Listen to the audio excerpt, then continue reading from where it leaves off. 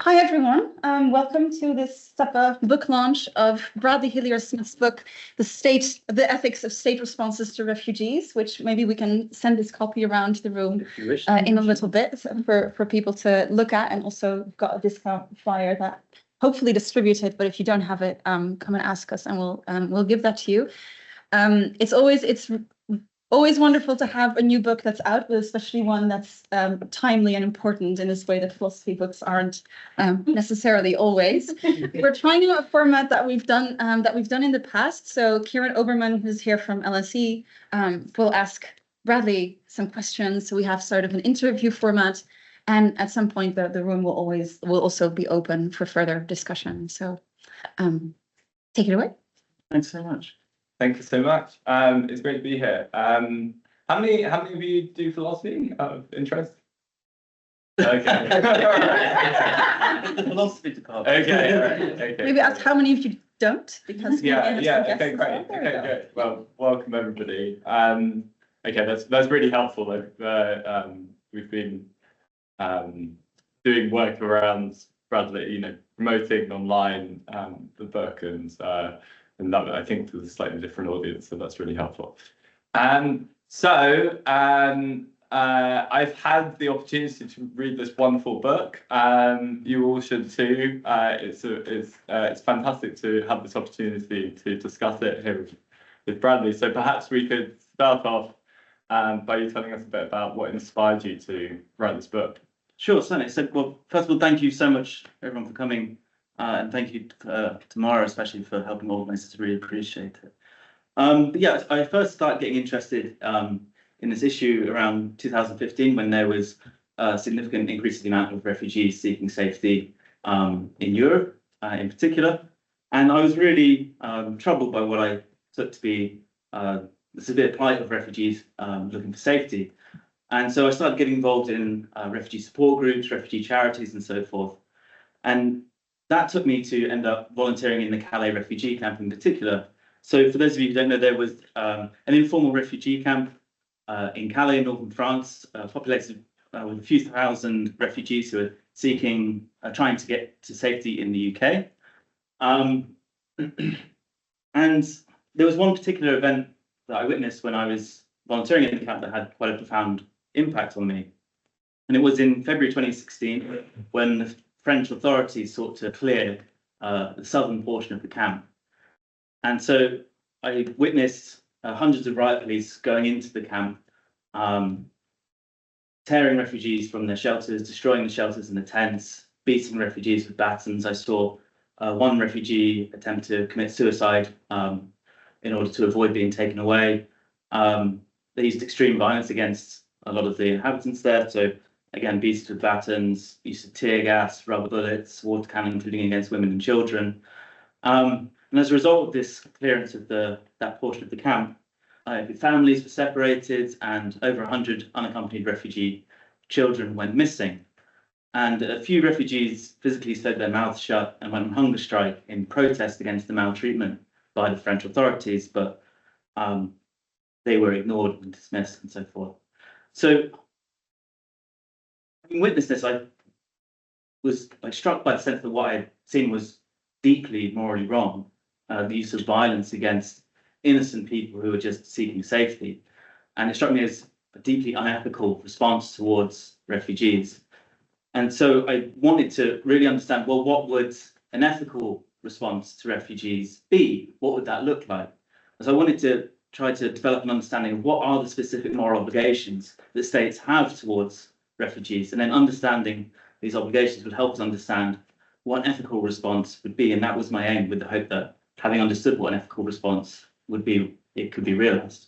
Great. So I want to come to the questions of those obligations in a moment, but first, perhaps you could tell us what is a refugee legally? How do you define it in the book? Okay, so I draw a distinction between refugees and migrants generally. So a refugee, as I understand it in the book, is someone who's been forcibly displaced, forced to flee their own state of origin due to severe threats to their human rights, life, and basic needs, in search of adequate safety elsewhere. So that's how I define refugee. Okay, and is that the same as the definition in law, or is that right? So the current definition under international law is owing to a well-founded fear of persecution for reasons of race, nationality, and so forth.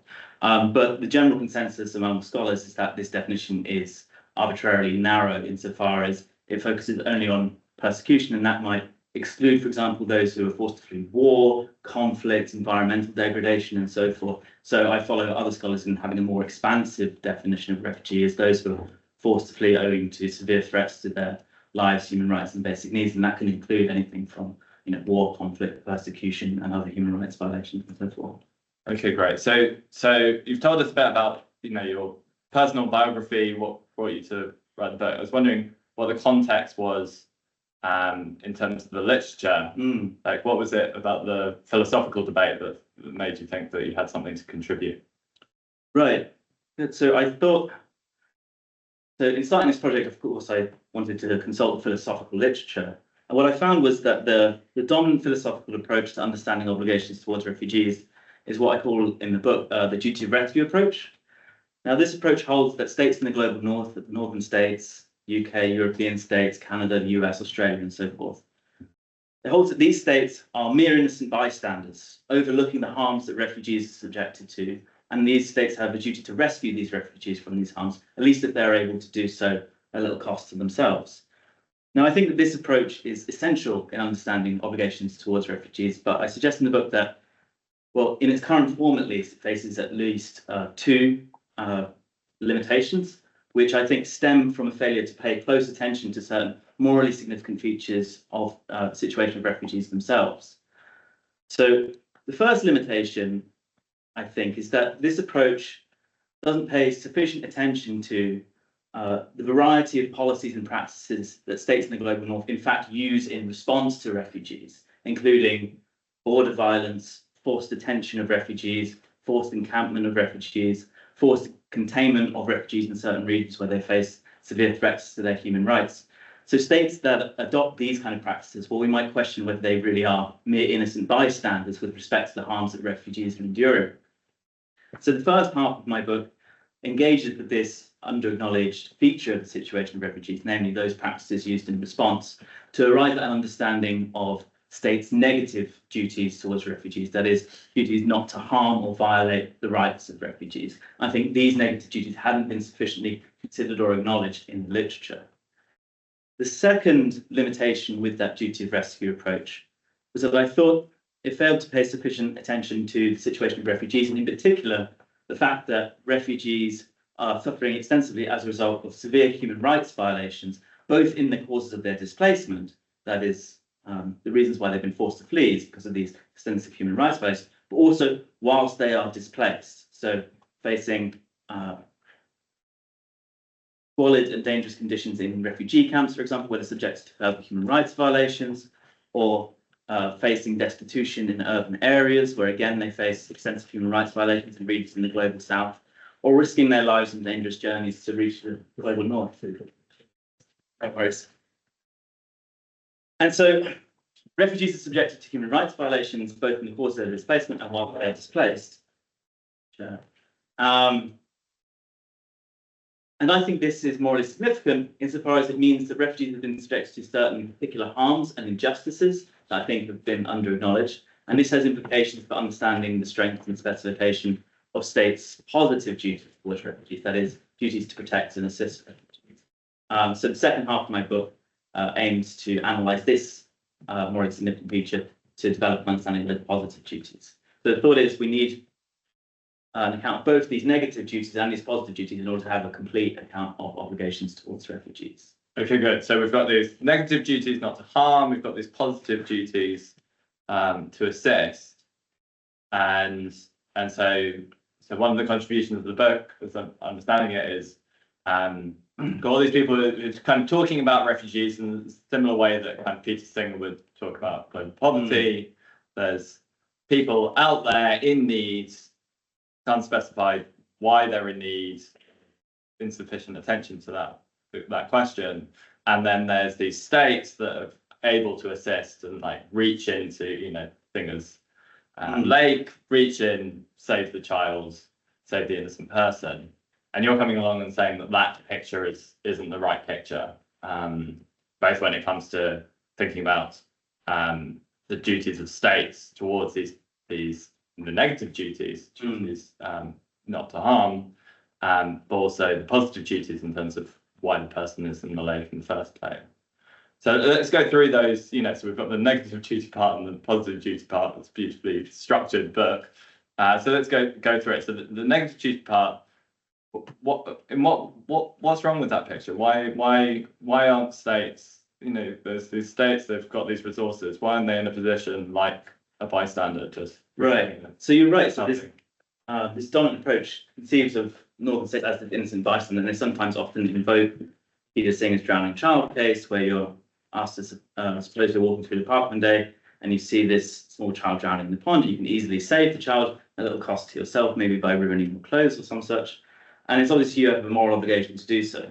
So they apply that to the current situation of refugees. So you look, refugees are in desperate need, analogous to that drowning child, and states are in a position to be able to help these refugees, at least if they're able to do so at the cost themselves, and therefore they have a moral obligation to do so. So that presupposes that these states are playing the role of the innocent bystander, right? And I think that doesn't accurately capture the sort of causal normative relations between state policies and the harms that refugees endure, because it fails to acknowledge a variety of policies and practices like border violence. So, for example, in Calais and also elsewhere, and many other European borders, as well as the US-Mexico border, there's numerous instances of violence, human rights abuses, tactical intimidation, and harassment, which cause immense physical and mental suffering, and in some cases death to refugees trying to seek safety. Practices such as forced detention. So, for example, the 2017 Memorandum of Understanding between Libya and Italy and other EU states entailed that any refugees seeking to make the Mediterranean crossing across the sea are intercepted and returned to detention centres on the Libyan coast, where they face appalling conditions of malnutrition, starvation, and disease, as well as human rights violations, including torture, sexual violence, and being sold as slaves.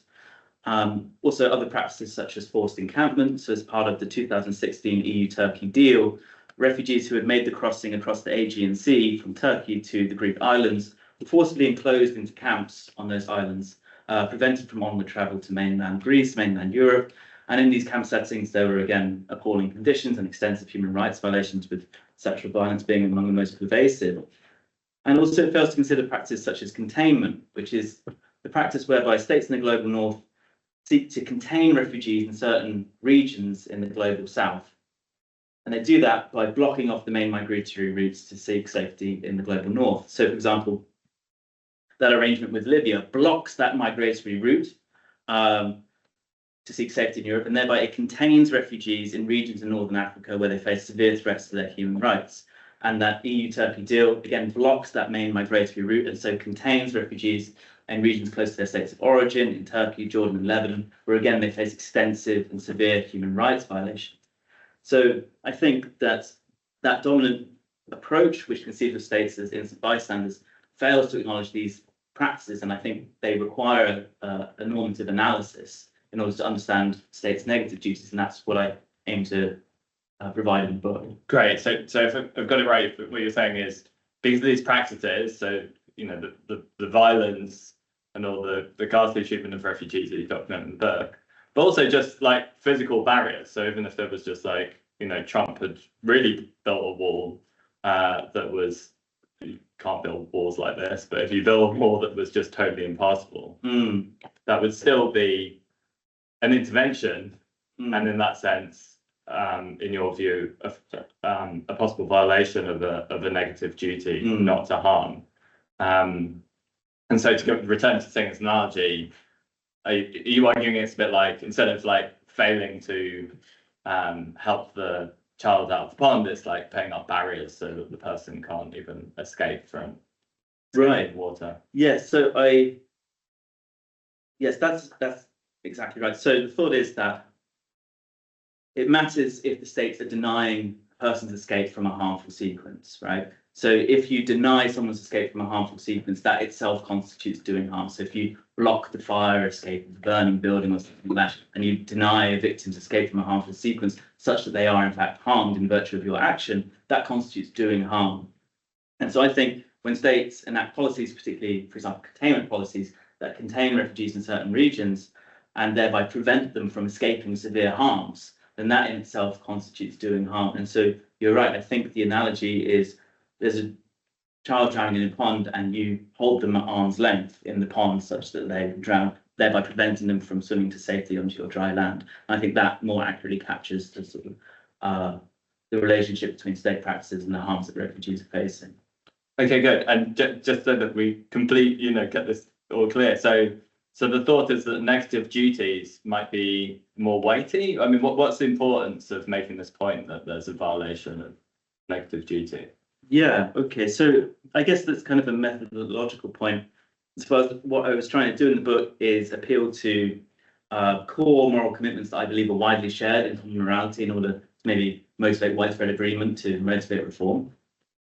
So I try to appeal to core moral commitments, and one of those commitments, I think, is this commitment to these negative duties. I take it as one of the most fundamental moral commitments we have, is that we ought fundamentally not to harm or violate the rights of other people, especially those that are not harming anyone else, right?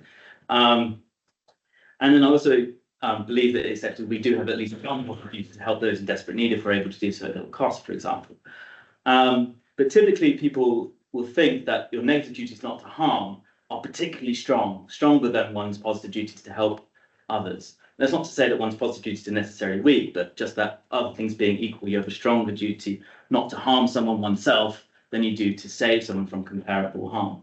And so the thought was I wanted to kind of appeal to that commitment in common morality to see if I could analyze state practices and see, well, if it's the case these are in fact harming refugees, then it's not even the case that certain states are failing to help refugees, but they're actively harming refugees seeking safety. And if that were true, then such practices would be widely agreed to be particularly morally objectionable, and that might be useful to motivate potential reform.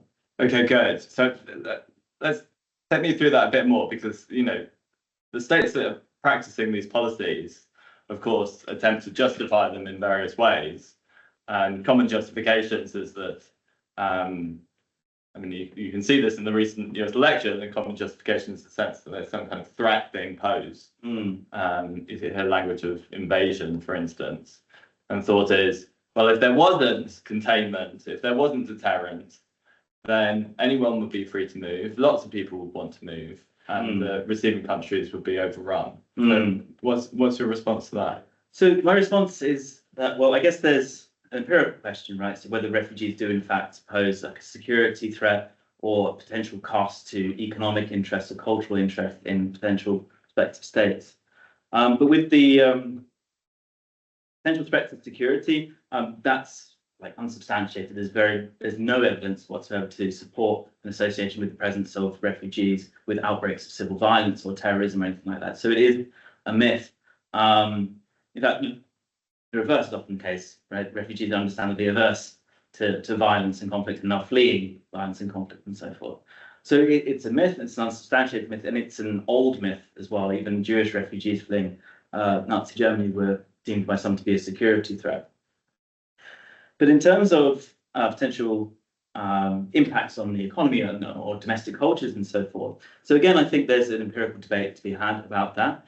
So there's a lot of evidence to suggest that any intake of refugees, far from being an economic cost, can in fact provide a substantial economic net benefit to states, especially advanced capitalist economies with an aging population and so forth, and certain labour needs in different sectors.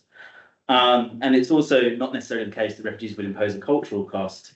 Rather, refugees can enrich a nation's culture and provide a substantial cultural contribution. So even fish and chips, for example, in the UK was invented by Jewish refugees, right? So they make substantial contributions to culture. So I contest the empirical. The high point of British culture. It's true. Yes, I think if we can pin down British culture to defined by one cuisine, it's probably that, right?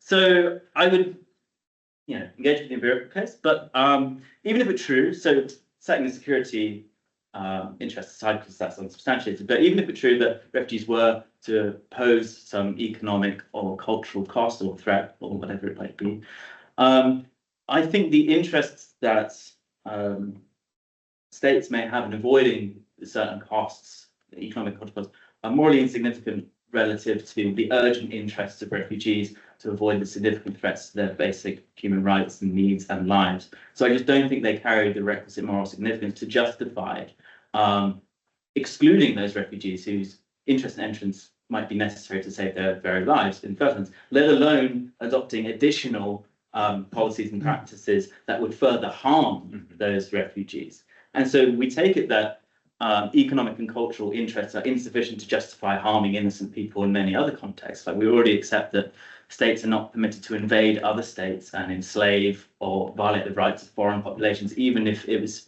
necessary to do so to greatly improve the states and its citizens' economic and cultural interests, right? We agree that that would be impermissible. So it would be likewise impermissible to harm and violate the rights of innocent refugees in order to avoid mere economic and cultural costs.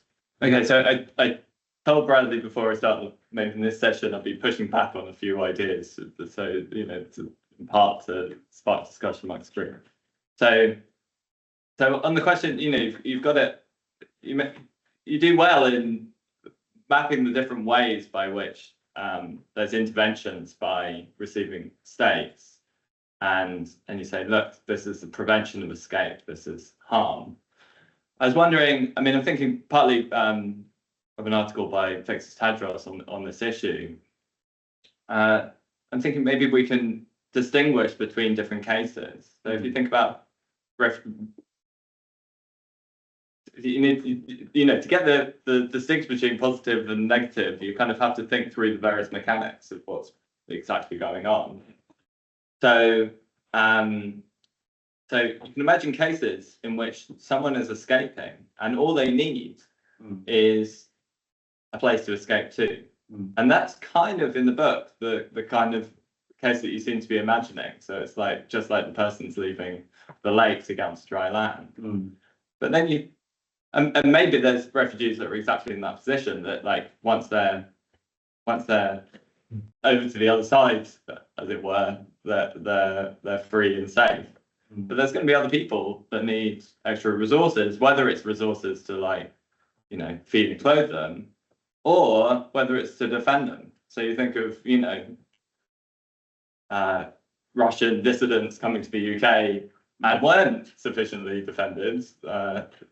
Agents of the Russian state caught up with them, and presumably there'd be many more people like that who would be murdered by the governments that from which they're fleeing, were it not that the receiving state is actively protecting them. And so I was wondering whether that complicates the picture of the distinction between positive and negative duties. I see the point, because it seems that, well, in escaping the threat, it kind of triggers some obligation to provide some sort of protection and support, and that seems to sort of trigger some positive duty.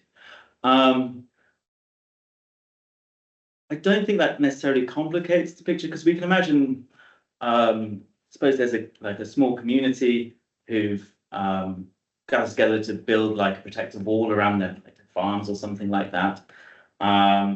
And it requires their maintenance, and they all kind of pool resources to provide it. And then if someone arrives who's being chased by a murderous attacker and their only means of escape is entering this area, then of course them entering it might entail that the members of the community need to provide additional protection. But I still think that if they were to not only deny that person's escape, that would still constitute harming them in a way that wouldn't be justified by saying, well, if they came in, it would require certain additional positive actions from me to save them from this threat. Okay, great. Let's, because I want to, I'm really interested to get to the question and answer. Let's push on to the second part of the book, which is also really interesting territory. I should say I was kind of delighted to find this whole another aspect of the book in the latter chapters. So it was like a second sterling in terms of philosophical ideas. So there you do many things, but one is you target something that you call the moral equivalence thesis. So perhaps we could start off by you telling us what the moral equivalence thesis is. Okay, yes, certainly. So in the second half of the book, I tried to, well, I provided some empirical detail that showed that refugees are suffering as a result of human rights violations in the cause of their displacement, fleeing things of war, conflict, persecution, sexual violence, torture, and so forth. And then they are displaced in conditions where they face further human rights violations in camp settings, urban areas, and on their journeys to seek safety. And so refugees are suffering because they're, as a result of they're being subjected to severe human rights violations, both in their causes of their displacement and whilst they're displaced. And I wanted to analyse whether that factor, the fact that they're suffering as a result of human rights violations, is morally significant or not in determining the strength and specification of duties towards them. So in order to do that, we tried to isolate that consideration, right? And so we compare whether we have stronger duties to save a person who's suffering as a result of human rights violations than we do to someone who's equally physically suffering, but as a result of natural causes. And if there is a difference, then we see that it's the human rights violation that's making the difference, right? And so the moral equivalence thesis is simply the thesis that denies that there's any moral difference between the strength of duties to protect and aid either party. So according to the moral equivalence thesis, it makes no moral difference to the strength of our moral duties whether persons are suffering as a result of human rights violations or not. All that matters is the amount of physical harm, suffering. And so we have equally strong duties to protect and aid those suffering as a result of human rights violations as we would to those who are equally physically suffering, but as a result of natural causes. Now, I kind of put pressure on this moral equivalence thesis because I think the fact that refugees are suffering as a result of human rights violations is very morally significant. And I have two arguments that I developed through the book to try and demonstrate why that's so. The first is that human rights violations are distinctively harmful. They involve serious harms to the victim above and beyond any physical harm that results. So they involve substantial and severe violation of the victim's autonomy in being dominated by an external will who imposes upon them. They involve substantial degradation and humiliation in the violation of the victim's dignity. And they involve a violation of the victim's moral worth and them being treated as morally inferior. And I think these are severe harms, such that those who have been subjected to a human rights violation, such as refugees, have been initially harmed in virtue of those violations. And since these harms are not sufficiently recognised in the literature and also definitely in state responses to refugees, I think this entails that refugees are in fact suffering to a greater extent and are worse off than in physical suffering. And we have a strong humanitarian duty to not only alleviate any physical harms, but also the harms to autonomy, dignity, and moral worth that those who are subjected to human rights violations, such as refugees, have endured.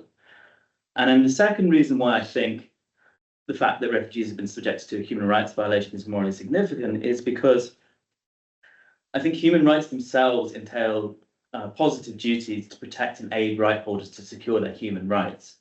And so for refugees, and here I draw on Hannah Arendt's analysis of refugees as rightless, refugees have human rights, but they are subjected to the abuses regardless. So they may have a right against torture, but it's essentially meaningless to them because they're subjected to these abuses regardless.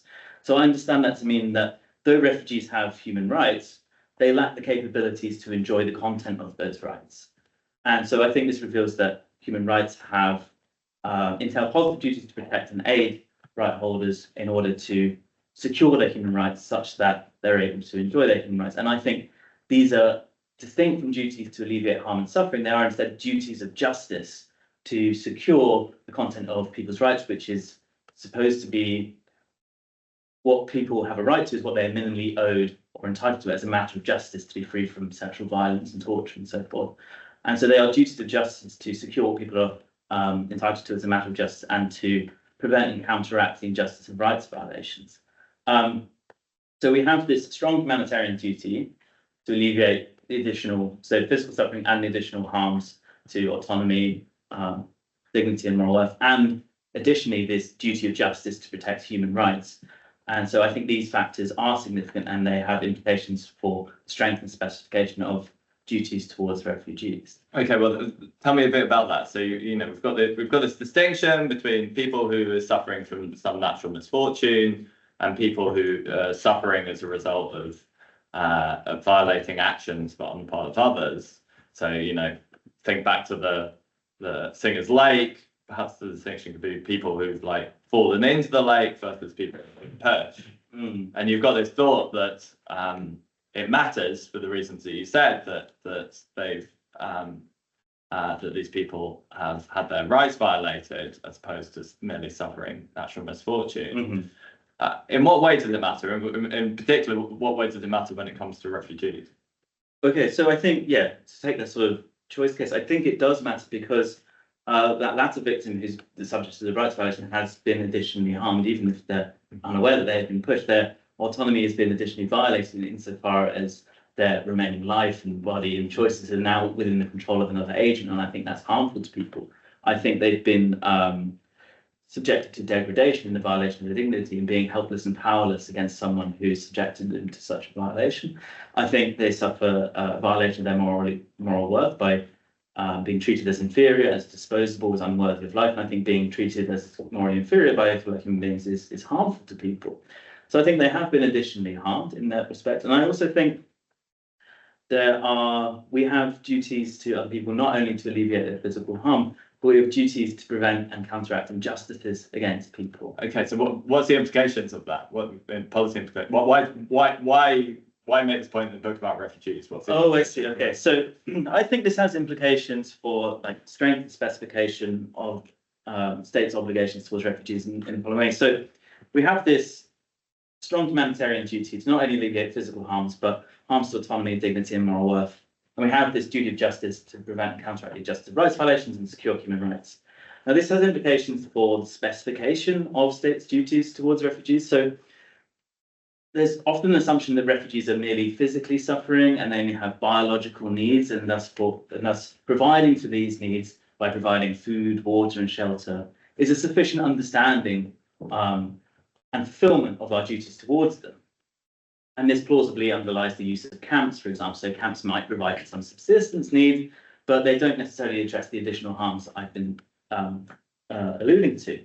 So the thought is, once we acknowledge these other duties that I've specified, then we get the view that we ought not to only respond to the physical needs, but we also need to respond to the harms of autonomy by providing opportunities and conditions for refugees to live autonomous lives, to live their lives and rebuild their lives according to their own wishes. We need to respond to the harm to dignity by providing opportunities and conditions for refugees to have a dignified existence without shame and humiliation, with a decent standard of living. And we need to respond to the harm to moral worth by, first of all, respecting refugees as moral equals, and responding to the moral weight of their needs and interests, and also securing conditions in which they're treated as equals by others. And we respond to their inability to enjoy their human rights by providing human rights protection. So now we've got this specification, and that rules out certain responses as inadequate, right? So encampment, for example, may provide for subsistence needs, but it doesn't provide for an autonomous existence because it's a passive existence dependent on foreign aid. For example,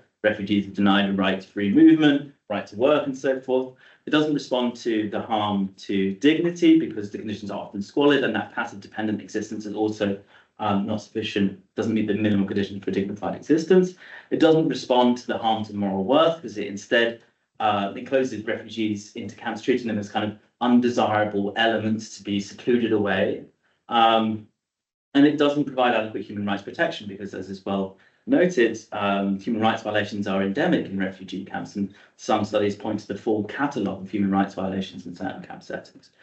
And so it rules out certain responses as inadequate in terms of the specification of the duty, and it rules in other responses as adequate. So, for example, the active resettlement of refugees does address the physical harms, and it also provides for an autonomous existence because it provides the opportunity for refugees to be able to live and rebuild their lives as they wish, providing they have a right to work and so forth. It responds to the harm to dignity insofar as it provides opportunities for a dignified existence away from the squalor of camps or the destitution in certain urban areas, provides a decent standard of living. It responds to the harm to moral worth insofar as it respects and treats refugees as moral equals worthy of inclusion within societies as political, social, and moral equals.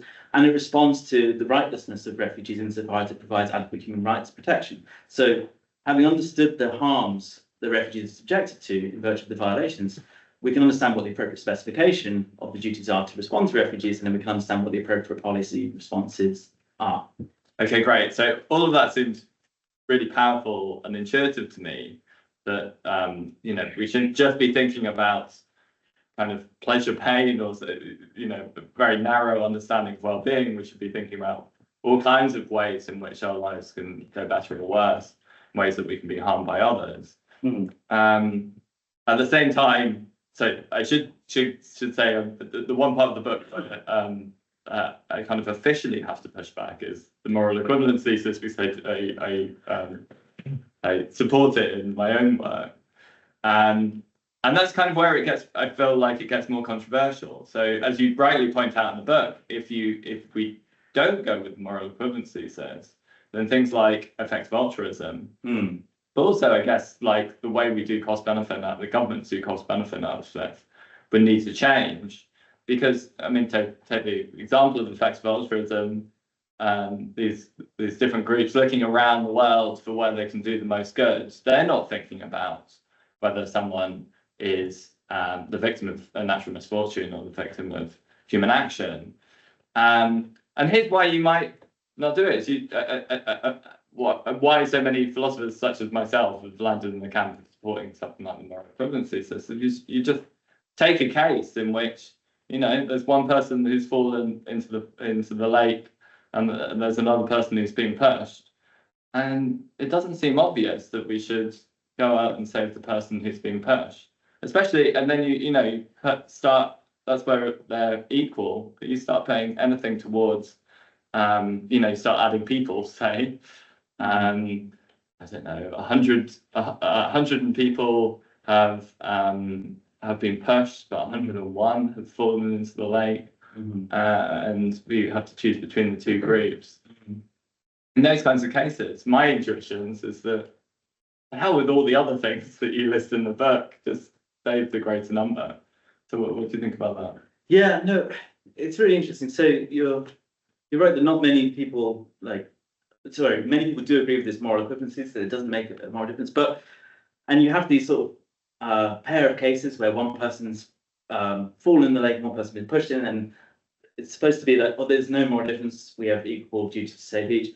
And I have to confess, I don't share that intuition, and I don't think it's sufficiently robust enough to function as a defeater of the arguments. I think in order to say that there's equal duty to save each, you have to deny that a human rights violation is an additional harm that we have reason to care about. And you have to deny that we have duties of justice to protect people against injustices against them. And I think accepting those claims is more implausible than accepting the claim that if we cannot save both, we ought to be saving people who are subjected to severe injustice of human rights violations and so forth. But in terms of the cause prioritization within movements like effective altruism, I do think perhaps they ought to be sensitive to these additional harms and ought to be sensitive to considerations of justice, and to enter them in as factors in their cause prioritization. So, but I don't think it should be absolute, right? I don't say that we ought to always save any victim of a human rights violation over natural causes. And of course, I affirm that we of course have duties to save people suffering from natural causes. But it's just these other factors are relevant, and we can weigh them up in the following way, although it's necessarily imprecise. But so, faced with the choice of whether to aid one group who's physically suffering to a greater extent as a result of natural causes, or facing a group who's physically suffering to a slightly lesser extent as a result of human rights violations, we can weigh the duties in the following way. If the difference in level of absolute physical well-being between the groups is sufficiently substantial to outweigh both the harms of the human rights violation and the duties of justice to prevent and counteract it as an injustice, then we ought to save the group who's more greatly physically suffering as a result of natural causes. So, for example, faced with the choice between improving the economic rights of a group of women or saving an equally sized group of women from severely suffering as a result of malaria, well, the difference in level of absolute levels of physical well-being is sufficiently substantial to outweigh the harms of that particular violation and the reasons to counteract it as an injustice, such that we ought to prioritise the group who's more greatly physically suffering. However, if the difference in level in absolute physical well-being between the groups is not sufficient to outweigh both the harms of the human rights violation and the duties to prevent and counteract it as an injustice, then we ought to aid the victims of the human rights violation. So, for example, faced with the choice of saving this group who's greatly physically suffering as a result of naturally caused malaria, or an equally sized group of women who are not as badly physically suffering, but pretty badly physically suffering, but as a result of some significant injustice like sexual slavery or something like that, then I think the severe harms of that particular violation and our duties to prevent and counteract it as a severe injustice against persons is sufficient to outweigh the difference in levels of physical well-being. So we ought to save that group from sexual slavery. But I personally think that's the correct verdict. I don't think it's implausible in that case. Yeah, although of course, if you have these two groups and you're forced into this choice, then in a sense, the people who are doing the rights violating are in a sense forcing the choice. And so if that's the case, then go back to the pushing in the lake case. If there's two groups and we have to choose between them, well, then the people who fell in the lake that we would have been able to save otherwise are now under threat because the other people have been pushed in. And you can even bring this out further. So imagine A really wants to harm B, and B is fallen in the lake. And we're about to jump in and save B. Well, they could run over, push C. And now we go, we've read Bradley's book and we go, well, C is suffering because of A's actions. And so we have reason to save C instead. But of course, what that leaves out is the fact that B is now under threat because of A. And wouldn't that be similar in the kinds of cases you're talking about? Yeah, that's a really good case. I think I'll have to think about that a little bit more in depth, I think, and take away from you, because I think that's really important. But I guess I would, in absence of any compelling knockdown counter, I think I would have to bite that bullet, right? And I have to say that, so if there's two people and one's naturally suffering, and then suddenly someone throws someone else in, so now we have stronger duties to save this person, and that just seems unjust towards this person. I think, yeah, it does seem unfair to that person, but it nonetheless remains true that this person has been additionally harmed, and we do have duties to prevent and counteract injustices against people. I mean, it can't be the case that we don't have such duties because they have been subjected to an injustice. So I think I would just simply have to bite the bullet and say, yes, we do have stronger duties to the person who's been subjected to the injustice. And this person is subjected to the unfairness of now their claim being outweighed by the presence of this stronger claim. But I think that unfairness is attributable to the rights violator, right? And it just is an unfortunate circumstance, as in any choice case where someone has a stronger claim to assistance than another. It might seem unfair to the person that has a weaker claim to assistance. Okay, so taking the book as a whole, I mean, it's a really powerful and, for a book of philosophy, in some cases, emotional attack on the current system and all the inadequacies and all the cruelties, some of which you've experienced firsthand. And then you rightly make these proclamations about how states could do better and what they could do. But then, of course, we're sitting here weeks after the US elections, where, and of course, the US isn't alone. There's this kind of global movement against migrants and against refugees. And so, it came across a blog post recently that said, basically, political philosophy is obsolete in the age of Trump. Do you think this kind of work? I mean, obviously you don't, because you're here today. But can you speak to that kind of concern? I mean, it is a serious concern, right? There is arguably like a rise in anti-migrant rhetoric and populism and so forth. I do think it's going, but nonetheless, I do remain maybe naively optimistic, because I think, well, first of all, as I try and demonstrate at the end of the book, an ethical response to refugees is not only urgently required, but it's within reach. We can do it. It's not insurmountable or intractable as a task. So there are 43 million refugees worldwide. And, sometimes this is kind of framed as like an unprecedented crisis. And even by well-meaning people, so how this is an unprecedented crisis, trying to motivate people to respond positively. But I think that framing is somewhat unhelpful because it invites kind of alarmism, the sense that, oh, we're going to be overwhelmed, there's far too many, we can possibly take them all in. But that's just not true. I mean, as I say, 43 million refugees worldwide, that's less than 0.5% of the global population. We faced, and it's not unprecedented, we faced far higher numbers of people in the past. And so, for example, after the Second World War, I think there were 200 million refugees worldwide, which represented 10% of the world population. And yet they were able to find solutions to provide safety and protection to those refugees. And we have a wide variety of tools and a policy toolkit to be able to mitigate human misery.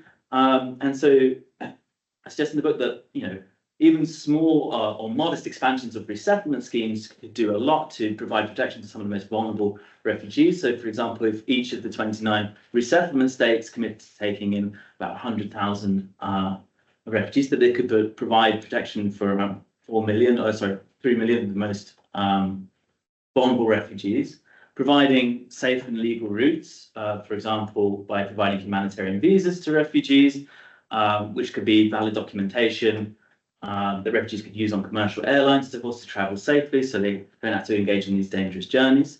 And this might sound like pie in the sky kind of stuff, but it's not, insofar as it's already reality, at least for Ukrainian refugees, right? So consider that there are no Ukrainian refugees beaten up at the border. There are no Ukrainian refugees forced into detention centres deprived of their liberty. There are no refugees forced into camps against their will. And there are no Ukrainian refugees contained in certain regions where they face severe threats to their human rights. Instead, European states responded adequately. Well, there's obviously some serious imperfections with some of the responses, but by and large, the EU Council enacted this temporary protection directive, I think it's called, which provided instant free movement, access to social security, employment, housing to refugees. The UK had this sponsorship scheme, where Ukrainian refugees can apply online for a visa and then have the visa and then board commercial airlines. I think even Eurostar was providing free travel for Ukrainian refugees to arrive. And we didn't hear any of these arguments about how we couldn't possibly accommodate these refugees and how it's going to be such a significant cost. Instead, states responded more or less adequately.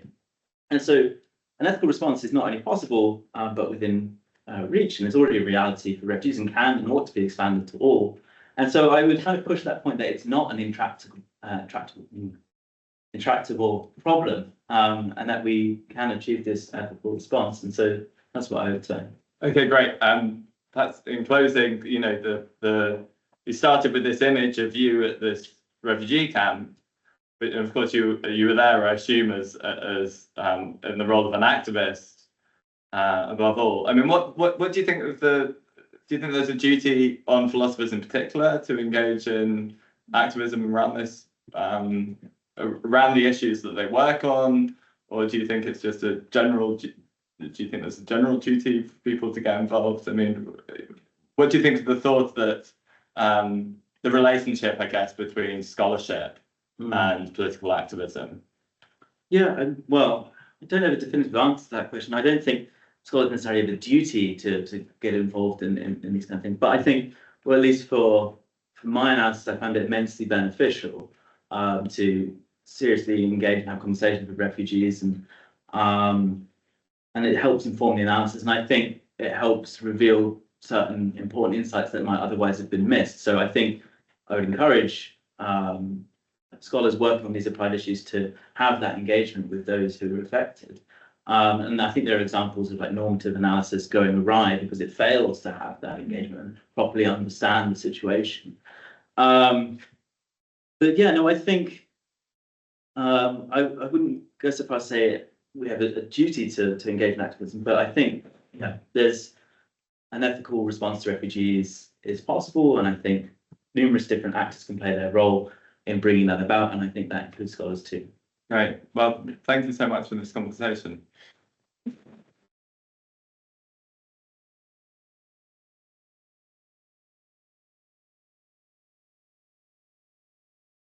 Thank you both so much. That was fantastic. We'll open the floor for questions. I'll also send around the book. to look into. So so in philosophy, we also have, if it's a new question, raise your hand. If it's a follow-up, then you raise a finger. So we'll use that system. Just raise your hand now if you have a question. Jade can start, and otherwise. Yeah, thank you both so much. I love this format. That was really fantastic. Thank you. So I guess I think this is a question about the kind of the relations between the things that are supposedly morally equivalent for some people and not morally equivalent for your view, and just how do you understand the relevant kind of like naturally occurring suffering? Like when does, yeah, so I suppose so the sort of cases that I'm thinking about are like, I don't know, severe sort of economic catastrophe in one part of the world affects another part of the world's economy that leads to huge amounts of suffering. Or thinking about, I don't know, the different rates at which pharmaceutical companies set the costs for life-saving medication, depending on where they are in the world. Or, I mean, so I guess a big one would be kind of like climate catastrophe, where it sort of seems like that's kind of, all of these things seem like they're kind of created by human action. They seem like the sort of things that can bring about huge amounts of suffering, but they don't seem like pushing the kid in the pond. Right. In the same way as I think the cases of human rights violations that you're talking about, but they don't seem to be like natural. And so I was wondering, I was thinking about the things we're talking about, so like dignity, autonomy, and these sorts of things. And I was just curious about where those kinds of cases fit with respect to these kind of this kind of asymmetry in the duties that we have between people who are dealing with natural things and people who are dealing with human rights violations. Yeah, that's a really brilliant question. So I guess if you kind of think about maybe if we understand them as kind of like collective rights violations or something like that, so like a multitude of different agents contributing to like a deprivation of an individual, and whether that has the same kind of harms as like a direct interpersonal violation. I think quite possibly it will involve like comparable harms. So if we think that one of the harms in the internet is a violation of autonomy, having another agent's will imposed upon you, and that seems like it's going to be the case even in these collective cases. So these agents' wills are kind of imposed and therefore constrain the autonomy of this individual, and so that seems like it's going to be a harm. There might be certain harms to dignity and sort of the degradation that might arise, especially with reference to their interest being subordinated to the interests of this collective, right? So that seems like there's going to be an imbalance there. So it seems like that harm would also obtain. Being treated as morally inferior, I think also that harm might also be in play insofar as one's interests are not given sufficient consideration in a way that's incompatible with one's moral worth being respected. So I think, yeah, these harms might be kind of comparable, and yeah, so I think they will be in play, but yeah, sorry, I don't have like a definite answer. Yeah, no, thank you. That's really helpful. I mean, I suppose it makes it seem like the proposal might end up really revisionary then, and the boundaries between, say, like economic migration and seeking refugee status. So it might turn out that we have some of the sorts of moral obligations that you think that we have towards refugees, towards economic migrants, if there's a kind of injustice in the economic situation in the place that they're kind of moving from. Yeah, I don't think I'd be necessarily against that kind of implication. Yeah. No, me too. Yeah. Thank you. Question here? Yeah, so towards the beginning, you were talking about how, states in the global north are not necessarily like the innocent bystander, like in Singer's on case. And I'm curious how outside of these sort of things that you were mentioning in terms of like negative interventions and unjust border practices, but in terms of how states in the global north actually sometimes give rise to refugee crises, very often it's not the case that it's restricted like domestically to a state, but for instance, like in the Syrian crisis, you have on both sides the United States funding either side of the conflict. And so I'm curious how states' responsibilities and sort of positive duties might change in virtue of their blameworthiness. I don't know if blameworthiness is quite the word to use, but in terms of their sort of responsibility in setting in motion like a refugee crisis, does that sort of in line with your rejection of the moral equivalence thesis, did that give rise to like an even greater, stronger duty to help even more?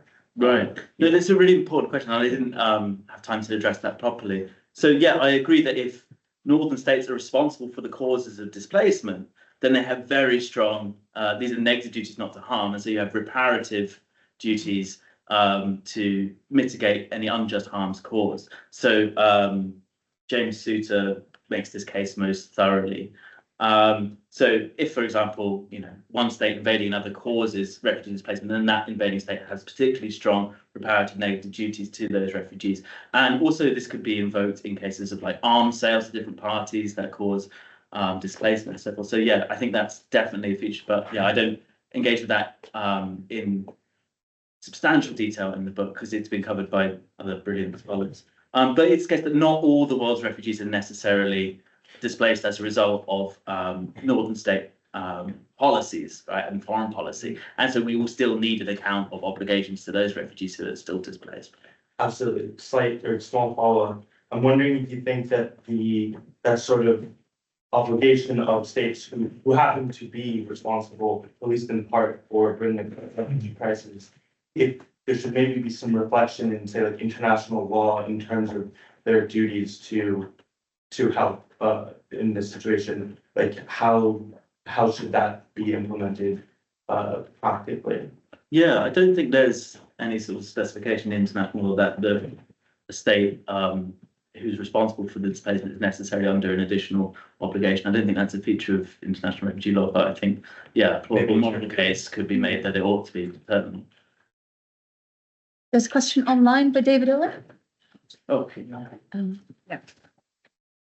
Hi, Bradley. Congratulations on the book. So I just wanted to make a quick comment on Kieran's ABC case and your response to it, and then to raise a question. So if A wants to harm B and B is already in the pond drowning and A then pushes C in, so A is trying to exploit the non-equivalency of B and C in the pond, but he's doing so in order to harm B. So he's now committing an injustice against B, right, as well as against C.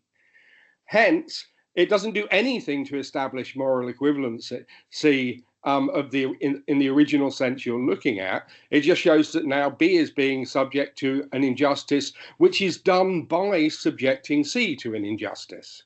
Okay, so we create an injustice on B by doing injustice on C. Now, there may be an epistemic issue about whether we know what's happening there, but insofar as we describe it with full knowledge, then that case does nothing to establish equivalency between the, as it were, naturally harmed person and the injustice harmed person. On the contrary, if anything, it works the other way. So the question I wanted to ask then was, you're talking about state obligations, and you've just mentioned James Souter's book, but there's obviously a longer historical story here, right? There's a story about empire, there's a story about slavery, about displacement, there's a story about state building and population transfers, so the people in the world are not, as it were, accidentally or more or less vulnerable to being subject to forms of forced displacement, right? The kind of displacement we have in the world today that your book is responding to is based on a whole history of prior forms of displacement, which have actually been constitutive of the international order we now have, basically. So should not that history be part of your story about responsibility and obligation? Thanks. Okay, thanks so much, Dave. I think, yes, it's really important to trace those causal and normative relationships between northern state practices going back through history. and current displacement crises, as well as those states' participation in the state system itself, which we might think foreseeably results in certain acute vulnerabilities for people whose own state has been unable to protect them. I definitely think these things are relevant, but I'm just concerned to ground obligations to all refugees on this basis, because I worry, because again, I'm trying to sort of appeal to popular moral commitments.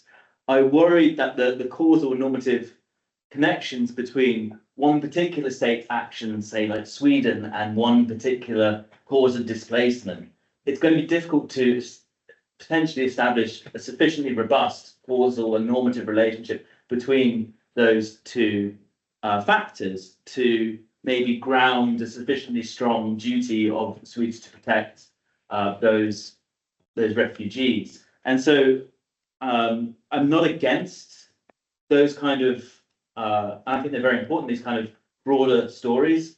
And I think it's really important to acknowledge Northern states' responsibility going back through history. But I nonetheless am concerned, and I think we need more, not ahistorical at all, but an account of just the immediate obligations that states have in terms of their negative duties not to harm, as well as positive duties to aid, which apply to all refugees, notwithstanding the causal connections of a particular state's responsibility for their plight. Alex. Thanks a lot, and thanks so much to both of you. It's a great conversation. I was wondering, when you were answering the question about the Trump election and the grounds for hope, were you suggesting that the example of Ukraine is grounds for hope because it shows that the problem is logistically easy to deal with, which I think is clear, or that it's politically possible? Because if the second, there are very unfortunate reasons why that example might not apply to other cases. Yeah, so I take, so it might be politically infeasible for certain states to adopt these readily available public policy responses because there's certain public hostility to, let's say, certain groups of refugees, right? Again, I think there are still some grounds for optimism. I think we were chatting about this earlier on. So at least in my experience, and I think the empirical studies kind of bear this out, that there's going to be 10% of the population who's very much in favour of protecting refugees, welcoming refugees, right? And there's going to be 10% of a given population that are very hostile and have the kind of views that you're suggesting. And there's no hope for them. We're not going to get them on board. But the majority of people, maybe it's not 8%, maybe it's less, form instead what we might call like an anxious middle. And these are people who would be susceptible to being motivated by like an ethical case. And so they might think, oh, well, it's terrible that refugees are suffering, we really ought to help. But they might be worried about certain economic impacts, or maybe, might have an impact on jobs and our culture and so forth. Times are tough here and so forth. So I think the majority of people fall in this category. I think you can motivate people to be more sympathetic to the plight of refugees through like very well thought out advocacy work and having like open dialogues with people, dispelling certain myths, and also motivating the emotional and moral case for refugees. And you can bring people along board and generate public support. But of course, politicians have a really important role to play in this. They can they have immense influence on public perceptions of particular political issues, right? And so they have responsibility to obviously make the case as well, and media representation is very important as well. So I don't think it's a lost cause, and so I do think there's still some grounds for optimism. Or maybe that's just my sort of. Can I ask a very tiny follow-up? Or Yes. I mean, that's fine. Yes. Do you think the situation is similar in global South countries, considering I think that they still take the majority of refugees? Right. Yeah. Do you think it's the same scenario? And also, I guess I wanted to ask you about what you think about duties there, whether it's. Okay, interesting. So, do you mean in those countries is there like hostility to some refugees? Do you think it's equally sort of feasible for Right. them to develop responses? And also, do you feel like they have the same duties? Okay, yeah, so I don't specifically engage with the duties of states in the global south. I focus on states in the global north for a couple of reasons. One, they're one of the most affluent states in the world and have the capacity and resources to be able to protect large numbers of refugees. Also, they have primary influence over the refugee regime itself. So the set of norms, institutions, and practices that regulate state conduct towards refugees. So I focus my analysis on them because it would have more far-reaching results. Plus, also they explicitly avow certain normative commitments or legal commitments, for example, to freedom, human rights, and so forth, and also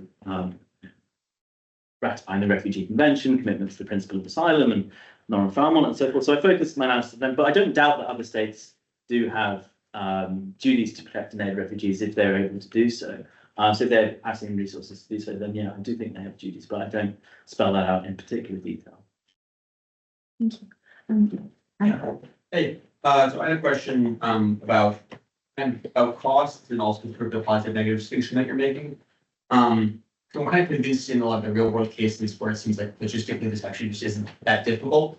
But maybe we can imagine either hypothetically or maybe, I don't know, kind of the actual situation well, but maybe if it was like a very small country next to a country facing war where it actually would be a huge cost on the country. Yeah. And it's might not necessarily be a negative, maybe they can say, look, we can't take these people and go to the bigger countries and say, you guys should, but maybe in those cases, sort of treating this, at least a little bit in a vacuum.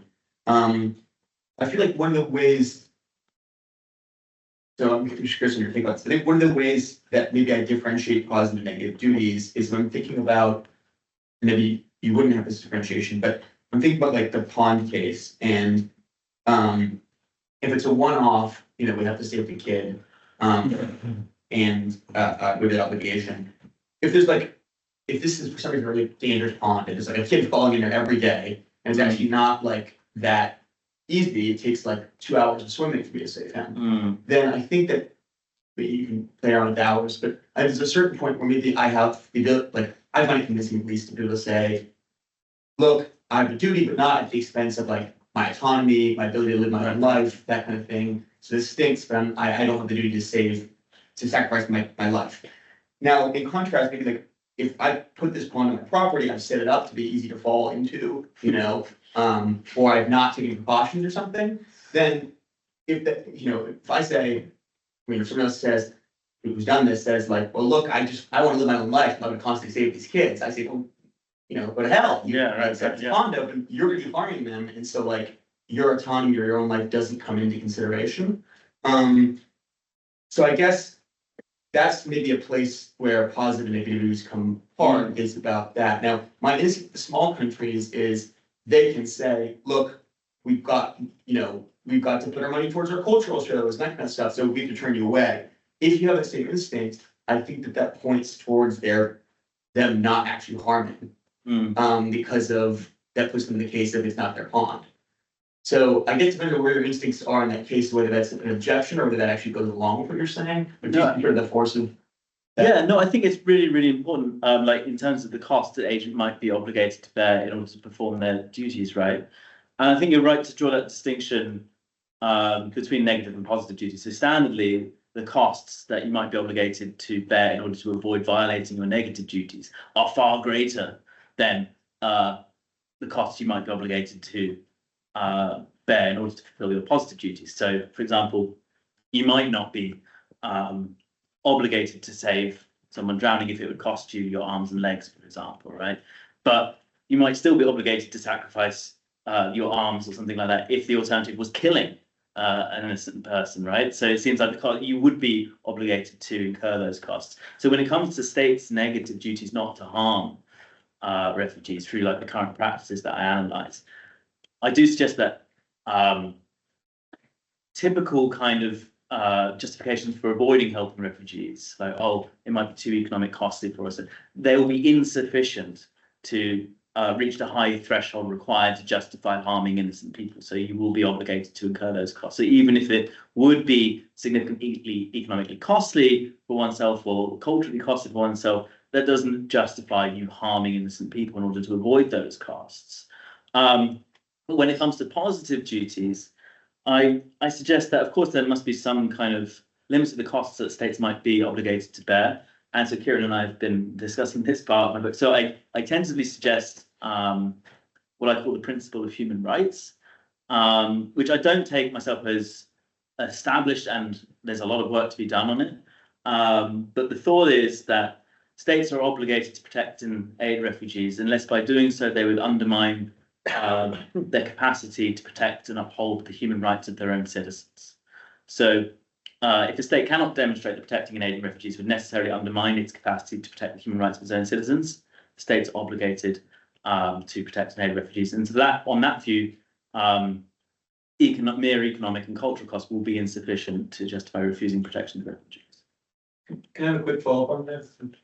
Sure. Yeah, just really quickly, I guess kind of part of my thought is about sort of like the category of thing, right? So it's like, I think like in the saving case, if it's not my pond and people are continuously doing that, I think almost my instance, I could say, I want to be a painter. And so like, this guy always going to my pond, like, that's like not a really big reason, but I think that actually just the ability to like live my own life, like autonomy seems significant if I'm not always imposed the harm. Because I'm convinced by that. And I'm wondering sort of like how you, like, does that argument, if you're convinced by it, scale to a countrywide thing? In one of these cases, a really small country, like, could they just say, I want to put up, look, we can't call off the arts festival every year, you know? Is that convincing, or I don't know? So I guess the equivalent would be like a state self-determination to determine its own defense, right? I guess what I suggest is that, you know, one's autonomy or one's self-determination is already constrained by one's moral duties in the first instance, right? So you might want to do all manner of horrible things, right? But the fact that you have duties not to do those things, we don't think that's a violation of your autonomy, but rather it's a recognition of its limits, right? So a state and its citizens might decide to withdraw healthcare from all elderly citizens, right? And we don't think it's a violation of their self-determination that they're prohibited from doing that by, well, moral and thankfully legal obligations, right? So if I'm right and states have these strong moral obligations to help and protect refugees, that is not a violation of their self-determination, but rather a recognition of its limits. So it's no violation of one's self-determination to act on the moral duties one has. So final question to Adam, and then we'll continue the conversation over. Yeah, congrats on the book. So I had a question. You mentioned at one point a quota system. It was an agreement within the EU or something, 100,000 refugees for each country. So I was just thinking about international agreements and sort of balancing, distributing these sorts of obligations across states, which I presume we take to be a good thing in general, in terms of solving the problem. Then I was thinking about like the logistics of it. So say, you know, lots of refugees sort of head to one country as opposed to equally distribute themselves across these various countries. And then, you know, in order to fulfill the logistics of the policy, we need to then forcibly, I don't know, what sort of relocation would need to take place in order to make sure that the distribution was as agreed. And so then I was just wondering, you know, then it sort of brought to mind, you know, like the horrific Rwanda plan, which I take to be objectionable for various reasons. So I was wondering, you know, how do we balance the autonomy, the autonomous choice of a refugee to choose, you know, just in some way, a specific country against, you know, this sort of policy prerogative of states to try and handle this in a somewhat equitable way across the state resources. Yeah, what are the limits there? Yeah. That's a brilliant question. I don't really engage with in depth in the book. Professor David Owen, who's gone now, engages with the issue a lot in detail. But yeah, I do say in the book that given the specification of the duties towards refugees to respond to physical needs, autonomy, dignity, moral worth, and protect human rights, then certain forced relocation schemes, such as the Rwanda scheme, are going to be ruled out. Why? Because they obviously violate refugees' autonomy, and not only denying them where they would want to live, but deciding for them exactly where you're going to live and how you're going to live your life. It's degrading for them to be forced on these journeys against their will as well. On journeys characterized by severe anxiety and distress, and it doesn't respect them as moral equals. Instead, it treats them as akin to sort of toxic waste to be exported away to some other state. and it doesn't necessarily provide human rights protection, and so it doesn't respond to the harm. So it'll be ruled out for those reasons. But your suggestion is more, well, let's suppose there is another state that will provide these adequate human rights protection, or opportunities for an autonomous and dignified existence and so forth, but the refugee doesn't necessarily want to go there. But this state's kind of overwhelmed and so forth. I don't have a settled view on that. I think if there is sufficient scope to address the specific harms that refugees are facing, then it might be permissible, all things considered, to relocate a refugee to such a condition. But yeah, I don't want to commit to that because I don't think I thought about it deeply enough. On that note, let's thank you both, but especially Bradley, again, for